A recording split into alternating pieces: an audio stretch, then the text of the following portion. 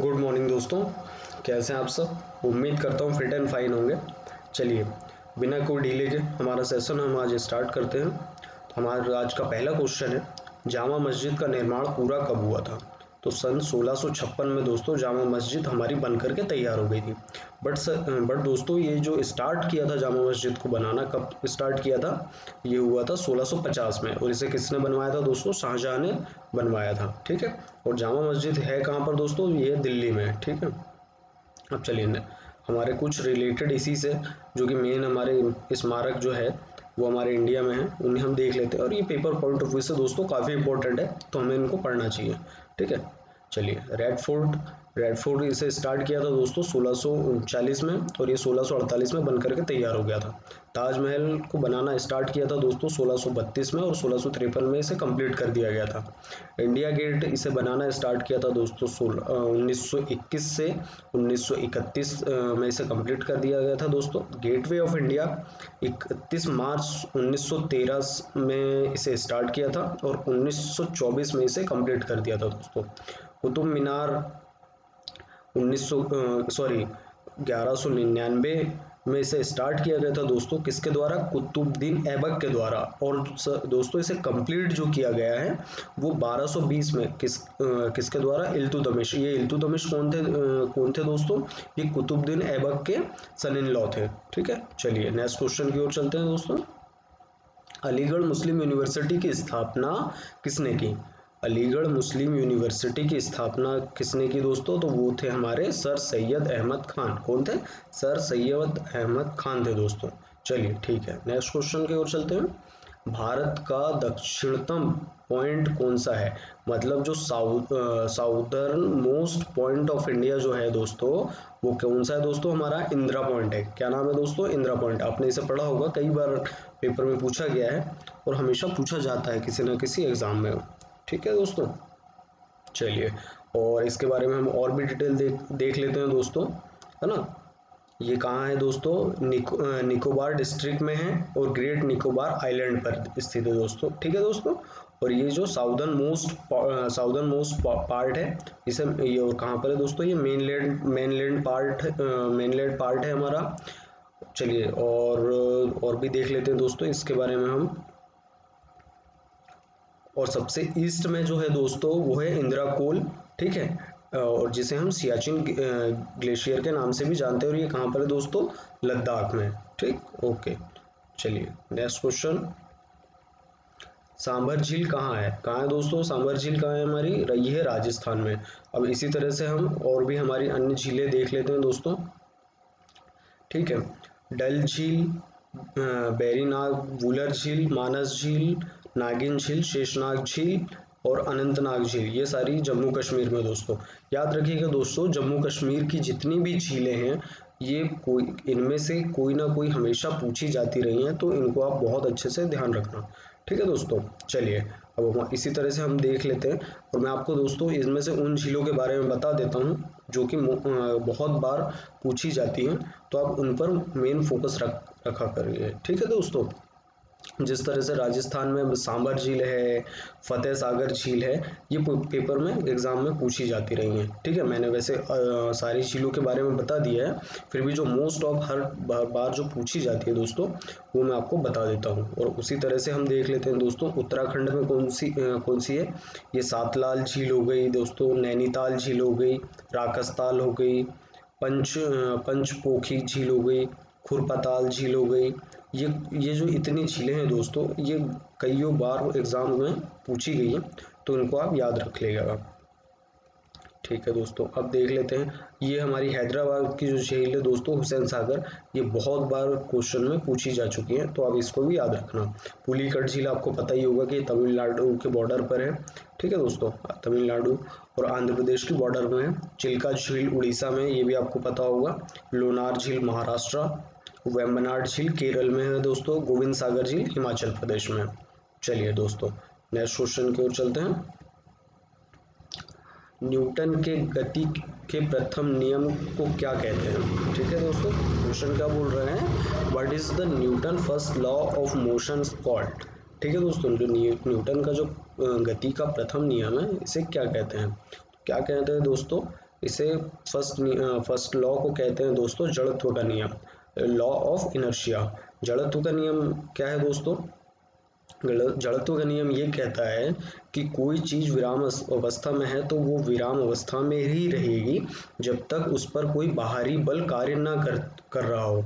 तो इसे क्या कहा गया है दोस्तों? जड़त्व का नियम कहा गया है। ठीक है दोस्तों, जो न्यूटन का सेकंड नियम हम देखते हैं वो क्या होता है दोस्तों? मोमेंट, लॉ ऑफ मोमेंटम, संवेग का नियम कहते हैं दोस्तों। ठीक है दोस्तों, है ना। संवेग का नियम क्या कहता है दोस्तों कि यदि कोई वस्तु गतिज अवस्था में है तो वो गतिज अवस्था में ही रहेगी जब तक उस पर कोई बाहरी बल उसे रोके नहीं। ठीक है दोस्तों, और गति का तीसरा नियम ये कहता है दोस्तों क्रिया की प्रतिक्रिया का नियम भी कहते हैं, rule of action and reaction के नाम से भी जाना जाता है इसे। ठीक है दोस्तों, चलिए नेक्स्ट क्वेश्चन। चींटी के डंक में कौन सा अम्ल होता है? ये मोस्ट इंपॉर्टेंट क्वेश्चन है दोस्तों, और ये कई बार आपको पेपर में देखने को मिला होगा। ठीक है दोस्तों, तो इसे क्या कहते हैं हम? फॉर्मिक एसिड कहा जाता है। किसको? जो चींटी के डंक में जो एसिड पाया जाता है उसे फॉर्मिक एसिड कहते हैं। अब नेक्स्ट क्वेश्चन है हमारा दोस्तों, 2011 की जनगणना में भारत का लिंगानुपात कितना है? तो कितना है दोस्तों? आपने अगर पढ़ी होगी तो आपको पता होगा कि 943, कितना है दोस्तों? 1000 पुरुष पर 943 महिला। ठीक है दोस्तों, हाईएस्ट फीमेल सेक्स रेशो कहाँ पर है दोस्तों? केरला में है 1084, और दूसरे नंबर पे जो आता है दोस्तों वो आता है पुडुचेरी, जिसमें यहाँ पर कितना है? 1037। ठीक है दोस्तों, सबसे लोवेस्ट फीमेल सेक्स रेशो कहाँ पर है दोस्तों? हरियाणा में 879। ओके दोस्तों, नेक्स्ट क्वेश्चन। भौतिकी में किसको 2 बार नोबेल प्राइज मिला है? किसे मिला है दोस्तों? जॉन बॉर्डिन को मिला है दोस्तों। एक बार कब मिला? 1956 में, और सेकंड बार इनको मिला 1972 में। किस में मिला है दोस्तों? इन्हों फिजिक्स में मिला है। जॉन बॉर्डिन को 2 बार नोबेल मिल चुका है दोस्तों फिजिक्स में। ठीक है, और नोबेल प्राइज जो देना स्टार्ट किया था फर्स्ट टाइम किसने स्टार्ट किया था दोस्तों? अल्फ्रेड नोबेल ने स्टार्ट किया था। ठीक है दोस्तों, चलिए नेक्स्ट क्वेश्चन की ओर देखते हैं दोस्तों। यहाँ पर और भी मैंने शो करके रखा है कि किन किन को कब कब मिला है, तो ये आप थोड़ा देख लीजिएगा। ठीक है दोस्तों, चलिए अब हमारा नेक्स्ट क्वेश्चन है, प्रोजेक्ट टाइगर की शुरुआत कब हुई थी? तो प्रोजेक्ट टाइगर की शुरुआत हुई थी दोस्तों 1973 में। कब हुई थी? 1973 में। और इसे किसके तहत लागू किया गया था दोस्तों? Project Tiger is a tiger conservation programme launch हुआ था दोस्तों, इसके तहत से लागू किया था। और इस फर्स्ट डायरेक्टर कौन थे दोस्तों? जो हमारे प्रोजेक्ट टाइगर के फर्स्ट डायरेक्टर कौन थे? ये थे कैलाश शांकला। ठीक है दोस्तों, ये फर्स्ट डायरेक्टर थे हमारे प्रोजेक्ट टाइगर के। और अभी हमारे कितने टाइगर रिजर्व है दोस्तों? तो 50 टाइगर रिजर्व है दोस्तों। टोटल कितने स्टेट में? 17 स्टेट में। ठीक है दोस्तों, और नागार्जुन सागर श्रीशैल क्षेत्र के अनुसार सबसे बड़ा बाघ अभ्यारण्य कौन सा दोस्तों? नागार्जुन सागर श्रीशैल। ठीक है दोस्तों, और जो सुंदरबन जो है दोस्तों कहाँ पर? वेस्ट बंगाल में। वो वहाँ पर सबसे ज्यादा नंबर ऑफ टाइगर्स पाए गए हैं दोस्तों। ठीक है, और जो सबसे ज्यादा टाइगर किस राज्य में है? ठीक है दोस्तों, वो कहाँ पर है? सबसे ज्यादा अगर कहीं पर मिले तो वो हमारे मध्य प्रदेश में। कितने हैं दोस्तों? 526, और जो सेकंड नंबर पे है कर्नाटका में। ठीक है, चलिए नेक्स्ट क्वेश्चन। आरबीआई की स्थापना कब हुई थी? आरबीआई की स्थापना हुई थी दोस्तों 1 अप्रैल 1935 को। कब हुई थी दोस्तों? 1 अप्रैल 1935 को आरबीआई की स्थापना हुई थी। वर्तमान में इसके गवर्नर कौन है दोस्तों? शक्तिकांत दास हैं, और फर्स्ट गवर्नर थे इसके दोस्तों ऑसबॉर्न स्मिथ। ठीक है, अब reserve bank of India act के तहत इसे बनाया गया था दोस्तों 1934 में। और आरबीआई का राष्ट्रीयकरण यानी नेशनलाइजेशन कब हुआ था दोस्तों? ये हुआ था 1 जनवरी 1949 को इसे नेशनलाइज किया गया था दोस्तों। आरबीआई के जो है दोस्तों याद रखिएगा, ये भी बहुत बार एग्जाम में पूछता है कि कितने डेप्यूटी गवर्नर है, गवर्नर के नीचे कितने डेप्यूटी गवर्नर है? तो ये दोस्तों कितने हैं? 4 हैं हमारे, BP Kanungo, M K Jain, M D Patra and M Rajeshwar Rao. ठीक है दोस्तों, इसी ने भी याद रखिएगा आप। चलिए नेक्स्ट क्वेश्चन की ओर चलते हैं। बुलंद दरवाजा को अकबर ने किस विजय के बाद बनवाया था दोस्तों? ठीक है, बुलंद दरवाजा को अकबर ने किस की विजय के बाद बनवाया था? तो ये गुजरात की विजय के बाद, गुजरात में जो विजय इन्होंने प्राप्त की थी अकबर ने, उसकी स्मृति में से बनवाया था दोस्तों। कब बनवाया था? 1602 में बनवाया था दोस्तों। ठीक है, यह फतेहपुर सीकरी में जामा मस्जिद का मुख्य प्रवेश द्वार है। ठीक है, चलिए नेक्स्ट क्वेश्चन। यूनिसेफ का मुख्यालय कहाँ पर है? तो यूनिसेफ का मुख्यालय कहाँ पर है दोस्तों? ये हमारा न्यूयॉर्क सिटी में है दोस्तों। ठीक है, कहाँ पर? न्यूयॉर्क में। न्यूयॉर्क कहाँ पर है दोस्तों? यूएसए में, यूएसए में, United state of America. Sorry. इसका फॉर्मेशन कब हुआ था दोस्तों? 11 दिसंबर 1946 को इसका फॉर्मेशन हुआ था। इसके जो एग्जीक्यूटिव डायरेक्टर है वो हेनरिटा एच फोर है दोस्तों। और जो यूनिसेफ की स्थापना क्यों की थी दोस्तों? इसका जो मेन मोटो था इसे बनाने का, यूनिसेफ का आरंभिक उद्देश्य तो था दोस्तों इसका, इसे बनाने का, द्वितीय विश्व युद्ध में नष्ट हुए राष्ट्रों के बच्चों को खाना और स्वास्थ्य सेवाएं उपलब्ध कराना। आज भी दोस्तों आपने देखा होगा कि हमारे इंडिया में यूनिसेफ काम करता है, आपको चाइल्ड वेलफेयर को लेकर के काफ़ी काम करता है यूनिसेफ। ठीक है, नेक्स्ट क्वेश्चन की ओर चलते हैं दोस्तों। वायरलेस टेक्नोलॉजी ब्लूटूथ के आविष्कारक कौन है? जो आज हम हमारे फ़ोन में दोस्तों वायरलेस टेक्नोलॉजी देखते हैं जिसे हम ब्लूटूथ कहते हैं, उसका जो है आविष्कारक कौन है दोस्तों? तो वो है जैप हार्टस्टैन। कौन है दोस्तों? जैप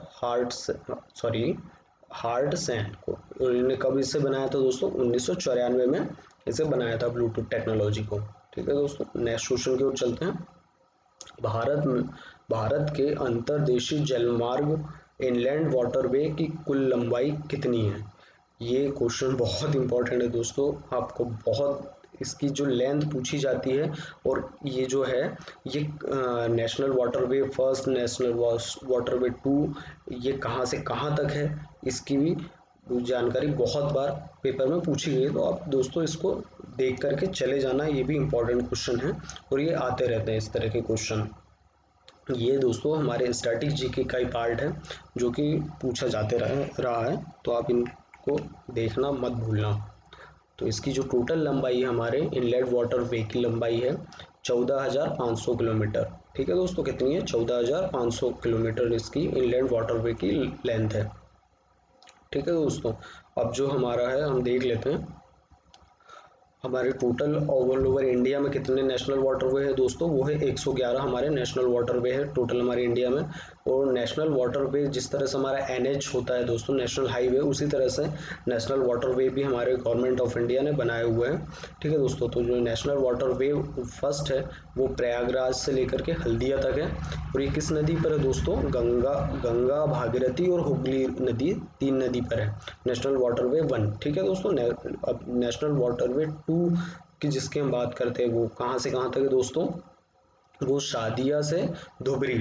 ठीक है दोस्तों, किस नदी पर है? ब्रह्मपुत्र नदी पर है। ठीक है, और कहाँ पर? असम में। ठीक, और जो नेशनल वाटरवे 3 है वो कोल्लम से लेकर कोझिकोडे जो कि केरल में है दोस्तों। और जो हमारा है, और जो हमारा भारतीय अंतर्देशीय जलमार्ग प्राधिकरण 27 अक्टूबर 1986 को स्थापित किया था। इसका जो हेड क्वार्टर है दोस्तों वो कहाँ पर है?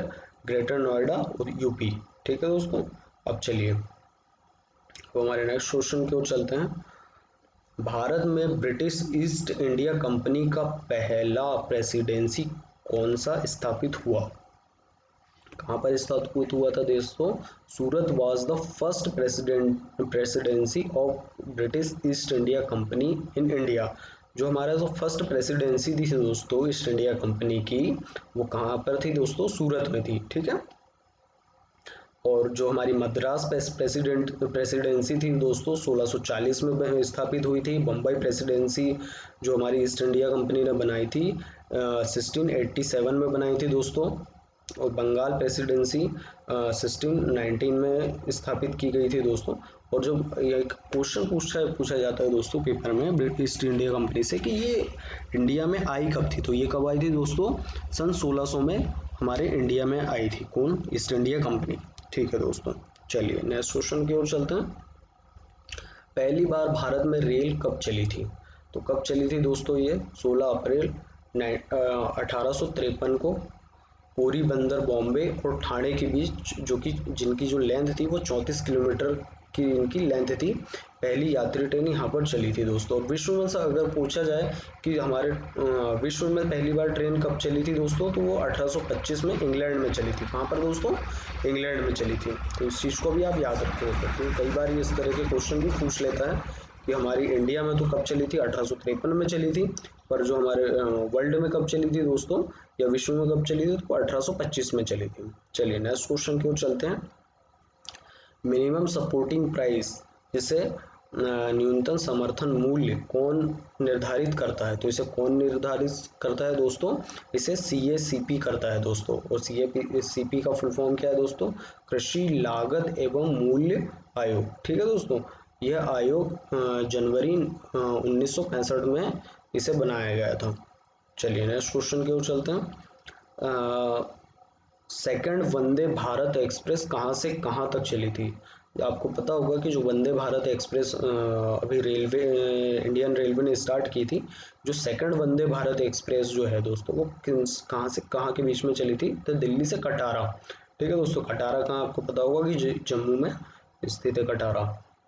और जो फर्स्ट वंदे भारत एक्सप्रेस जो थी वो कब कहाँ से कहाँ हुई थी दोस्तों? दिल्ली से वाराणसी के बीच चली थी दोस्तों।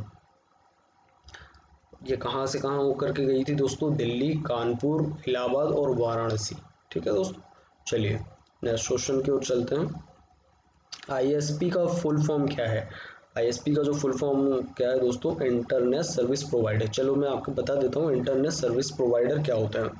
इंटरनेट सर्विस प्रोवाइडर वो होते हैं दोस्तों, जैसे आपका फ़ोन है और आप उसमें एयरटेल या फिर जिसकी भी आप सिम यूज़ करते हैं, तो एक सर्विस प्रोवाइडर होता है।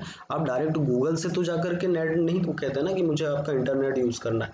आपके बीच में कोई ना कोई तो मीडियम होता है जिससे आप मतलब इंटरनेट यूज़ कर पाते हैं। तो उसी तरह जो सर्विस ये प्रोवाइड करवा पाता है, वो आपको कौन सी, आप जिस कंपनी का सिम यूज़ करते हो, वो कंपनी आपको वो चीज़ प्रोवाइड करवा पाती है। ठीक है, तो वो जो सर्विस प्रोवाइड करवा पाती है उसे क्या कहते हैं दोस्तों? Service provider. वो कोई भी हो सकती है जो आप यूज़ करते हैं। चलिए नेक्स्ट क्वेश्चन।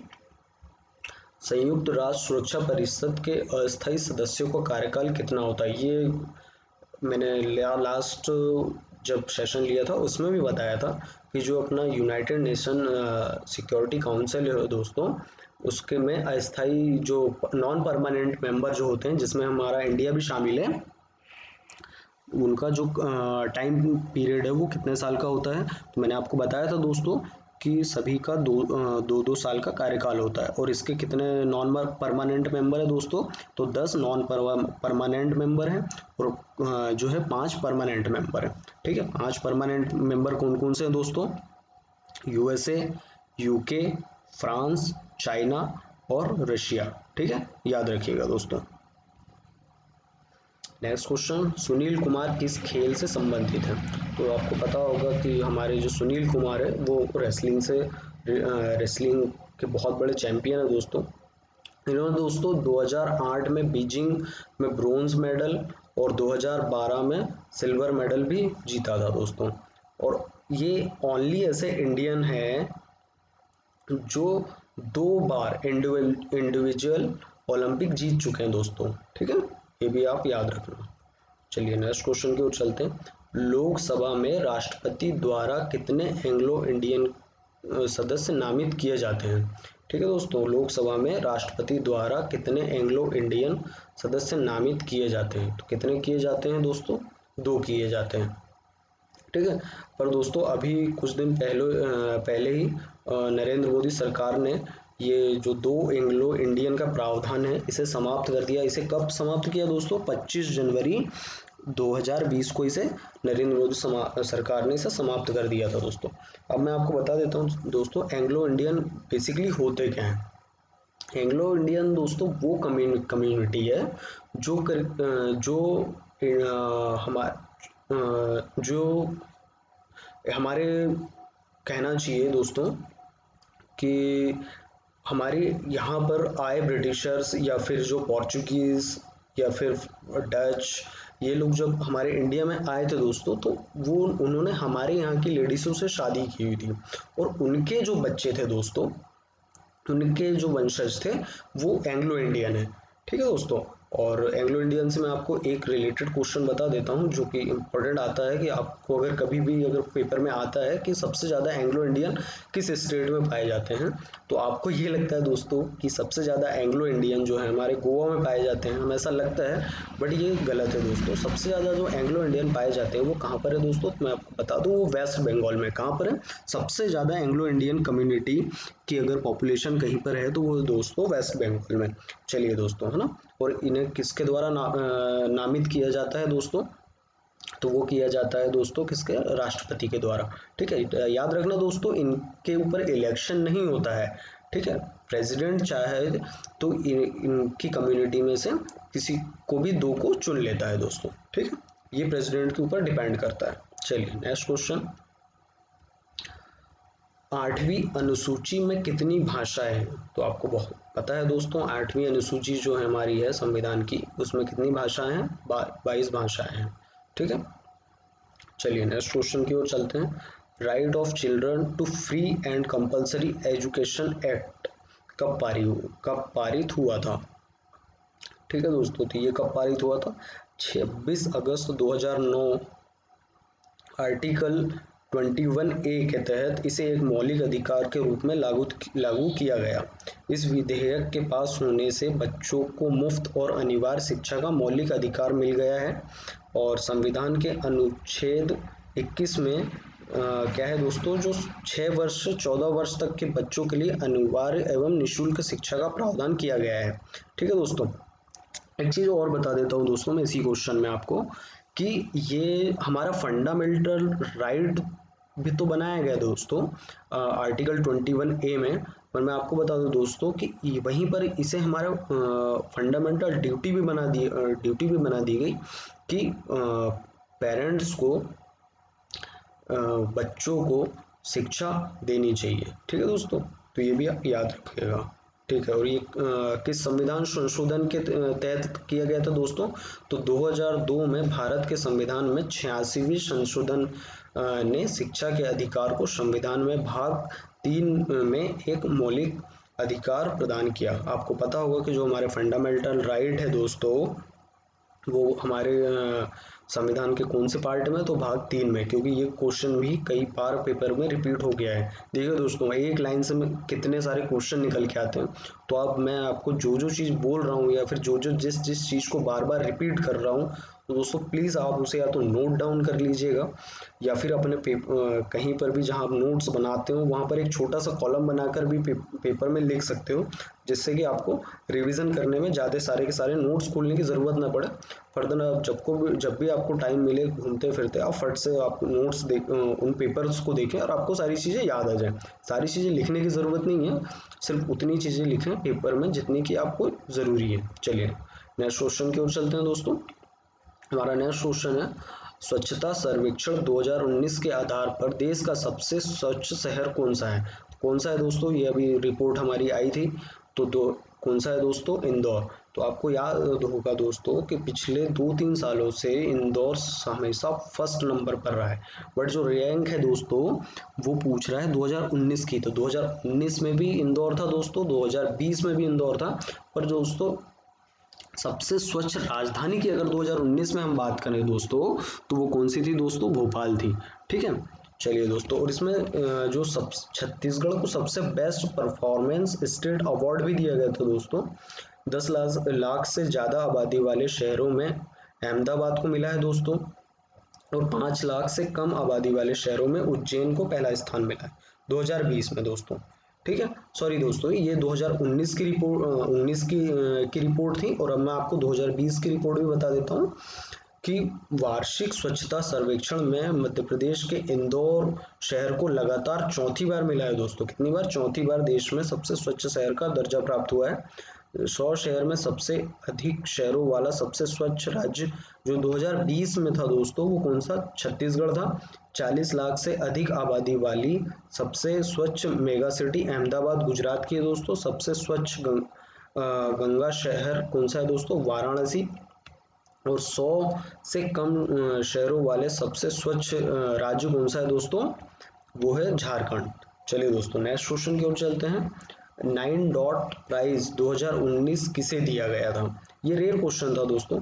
ऐसे question mostly of the paper में नहीं देखे जाते हैं, बट ऐसे क्वेश्चन एक दो ही होते हैं जो कि आ जाते हैं, है ना।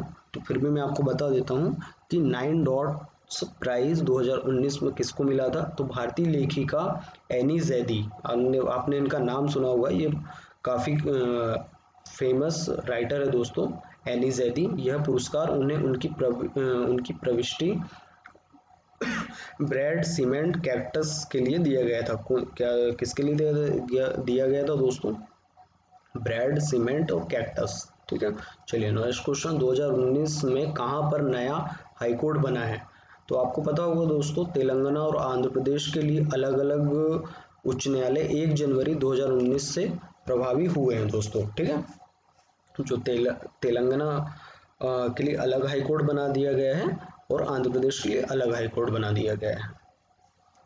Next question. भारत में कुल कितने न्यूक्लियर रिएक्टर हैं? ये क्वेश्चन रिपीटेड है कुछ दोस्तों, है ना। चलो फिर भी हम इसे रिवाइज कर ही लेते हैं। भारत में कुल कितने न्यूक्लियर रिएक्टर हैं? तो India has 22 operating reactor in 7 nuclear power plant. क्या है? 22 न्यूक्लियर रिएक्टर है दोस्तों, मतलब 22 न्यूक्लियर रिएक्टर है हमारे यहाँ पर और 7 न्यूक्लियर प्लांट है। फर्स्ट न्यूक्लियर पावर प्लांट कहाँ पर था दोस्तों? तारापुर में, महाराष्ट्र में। ठीक है। और एशिया और भारत में पहले अनुसंधान रिएक्टर अप्सरा का परिचालन अगस्त 1956 में भाभा परमाणु अनुसंधान केंद्र के टॉम्बे परिसर में शुरू हुआ था दोस्तों। ठीक है। चलिए नेक्स्ट क्वेश्चन की ओर चलते हैं। इंडिया आफ्टर गांधी पुस्तक के लेखक कौन है? तो ये कौन है दोस्तों? India after Gandhi, Ramachandra Guha. कौन है इसके लेखक? इंडिया आफ्टर गांधी के लेखक कौन है दोस्तों? रामचंद्र गुहा है। India after Gandhi the history of the world largest democracy को पहली बार अगस्त 2007 में हार्पर्स कॉलेज द्वारा प्रकाशित किया गया था। सॉरी। चलिए नेक्स्ट क्वेश्चन की ओर चलते हैं दोस्तों। विधवा पुनर्विवाह अधिनियम कब लागू हुआ था? तो कब हुआ था दोस्तों? ये हुआ था 26 जुलाई 1856 को विधवा पुनर्विवाह अधिनियम लागू किया गया था दोस्तों। आपको याद रखना होगा इसका सन, और इससे जो कुछ क्वेश्चन जो भी मैं आपको बताने वाला हूँ ये बहुत ही इंपॉर्टेंट है, आपको याद रखने हैं दोस्तों। इस समय पर भारत का गवर्नर लॉर्ड कैनिंग था दोस्तों। सती प्रथा का अंत हुआ था दोस्तों उस टाइम पर। ठीक है।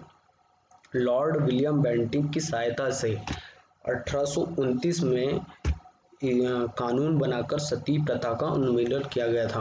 वो किसके द्वारा किया गया था दोस्तों? राजा राम मोहन के प्रयासों से ये संभव हो पाया था। ठीक है।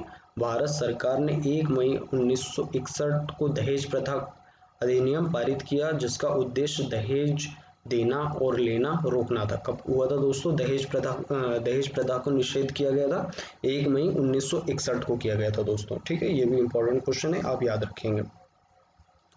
चलिए नेक्स्ट क्वेश्चन की ओर चलते हैं दोस्तों। भारत में अंग्रेजी भाषा को आधिकारिक रूप से कब जोड़ा गया था दोस्तों, है ना। जो आज हम आधिकारिक भाषा के रूप में जो इंग्लिश का यूज करते हैं वो कब जोड़ा गया था दोस्तों? तो वो जोड़ा गया था 24 सितंबर 1949 को। संविधान सभा ने देवनागरी लिपि में लिखी गई हिंदी को अंग्रेजी के साथ राष्ट्र की आधिकारिक भाषा के तौर पर स्वीकार किया था। कब किया था दोस्तों? 14 सितंबर 1949 को। हिंदी हिंदी नहीं कहना चाहिए, देवनागरी लिपि और इंग्लिश को हमारी आधिकारिक भाषा बनाई गई थी दोस्तों। ठीक है। डेट इसकी आपको याद रखनी है। चलिए दोस्तों, GSAT 30 किस प्रकार का उपग्रह है? आपको पता होगा दोस्तों 2020 में 17 जनवरी को GSAT-30 लॉन्च हुआ था। ये किस तरह की सैटेलाइट है दोस्तों, तो यह कम्युनिकेशन सैटेलाइट है दोस्तों, ठीक है। चलिए अब मैं इससे भी और कुछ रिलेटेड क्वेश्चन है दोस्तों, जो कि अब मैं आपको PDF में डाल दूंगा, एंड आप जैसे देख सकते हो कि CMS इसी साल जो 2020 में जो लॉन्च की गई थी, CMS 01 दिसंबर 17 में लॉन्च की गई थी। कौन से व्हीकल से लॉन्च की गई थी दोस्तों, ये आपको याद होना चाहिए। PSLV C50 एंड CMS 01 से इसे लॉन्च किया गया था। GSAT-30 17 जनवरी 2020 को। इसका लॉन्च का जो मास था दोस्तों वो कितना था, 3357 kg। और कौन से व्हीकल से किया गया था GSAT-30 को लॉन्च, एरियन 5VA251 से किया गया था दोस्तों। इसी तरह से जो सारे हैं मैंने लगा दिए, आप देख लीजिएगा दोस्तों।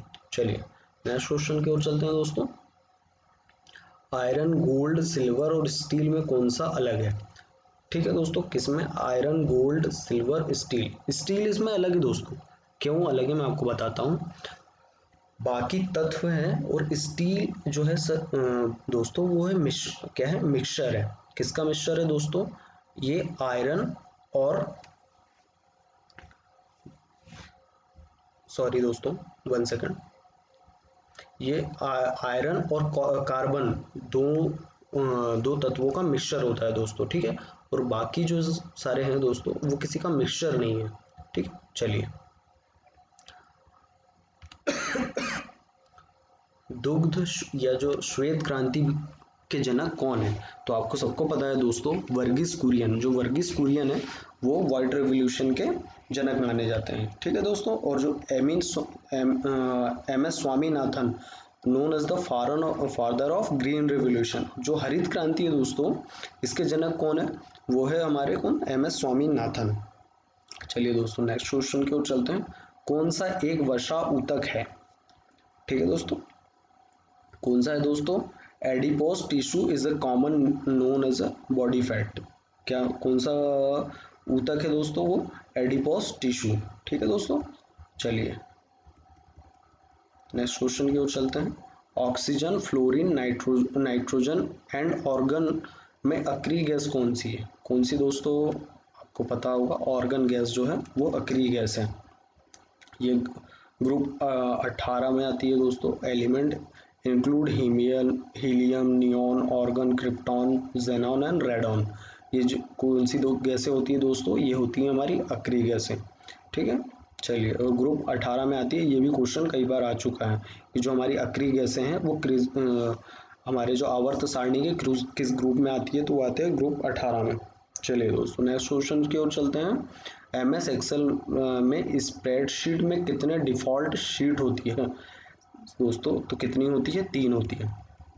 चलिए दोस्तों आज का हमारा सेशन यहीं तक रखेंगे हम, है ना। और आज हमने टोटल 38 क्वेश्चन देखे हैं दोस्तों। और उम्मीद करता हूँ कि आपको मेरे सारे क्वेश्चन पसंद आए होंगे। इसी तरह से दोस्तों आपका प्यार हमें देते रहिए और हमारे चैनल को सब्सक्राइब करें, शेयर करें, और दोस्तों हम और भी अपने दोस्तों तक पहुँचाएं ताकि हमारा परिवार जो है वो बड़ा हो जाए, ठीक है दोस्तों। चलिए।